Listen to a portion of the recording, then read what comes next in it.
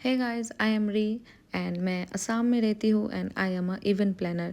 তো আজ আমি দেখাবো আমার ইভেন্ট থাকলে পুরো দিনটা কিরমভাবে কাটে। এখানে আমি চলে এসেছিলাম আমার লোকেশন দেখতে, যে কোথায় কি হবে কোথায় কি না, সবাইকে সবার কাজ বোঝাতে। বুঝিয়ে আমি চলে যাই আমার রুমের দিকে। রুমে যাওয়ার সময় এই ভিউটা দেখে 15 মিনিটস আমি এখানেই বসেছিলাম। এইটা হলো নেক্সট ডে মর্নিংয়ে আমি রেডি হয়ে ফ্রেশ হয়ে মহাদেবের দর্শন করে চলে যাই আমার ইভেন্টের দিকে। আমি না সব কিছু ক্যাপচার করতে পারি না, কারণ টাইমই থাকে না। তাও আমি ছোট ছোট একটুখানি ট্রাই করি ক্যাপচার করার।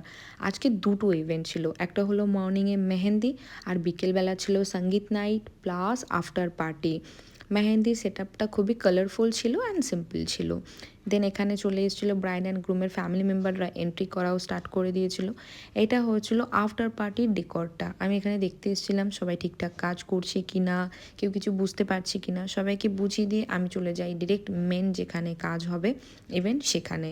যাওয়ার সময় আমি বলি যে ভাই, এক একটা দিনে দুটো করে ইভেন্ট থাকলে ঠিক নিজেকে পাগলটা লাগে। তাও নিজের জন্য একটুখানি টাইম বের করে লাঞ্চও করে নিয়েছিলাম।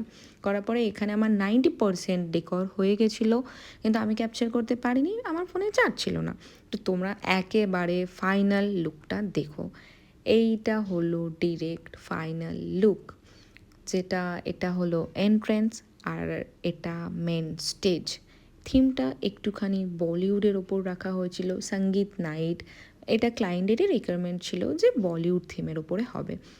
এখানে কাপলের এন্ট্রি হচ্ছিল, আর এন্ট্রি হওয়ার পর না আমি একটু ভাবি যে শান্তি পাবো, ভাই কাজটা 50% হয়তো আমার ডান। বাট না, হয় না।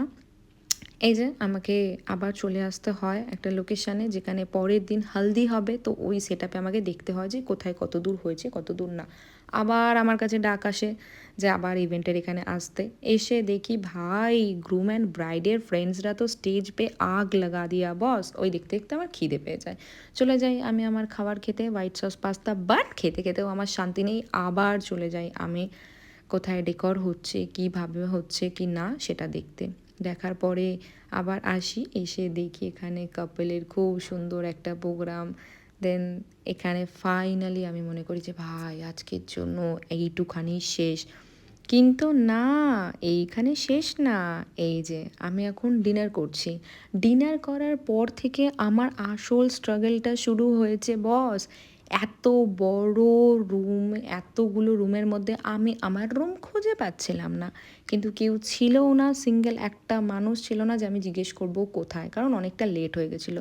ফাইনালি আমি আমার রুম পাই, এবার আমি ঘুমাবো। নেক্সট ভিডিওর পার্ট নেক্সট ভিডিওতেই দেখা যাবে। ওকে।